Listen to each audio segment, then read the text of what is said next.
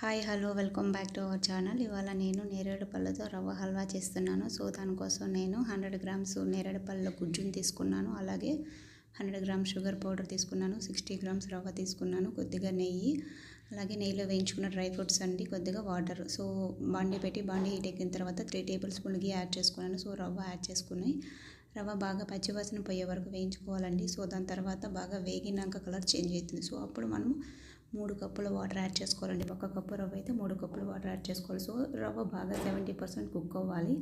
So దాని తర్వాత మనం తీసుకున్న నేరేడు పండ్ల గుజ్జును కూడా యాడ్ చేసుకుంటే మంచి ఫ్లేవర్ వస్తుందండి. అది యాడ్ చేయగానే మంచి కలరు ఫ్లేవర్ బాగుందండి.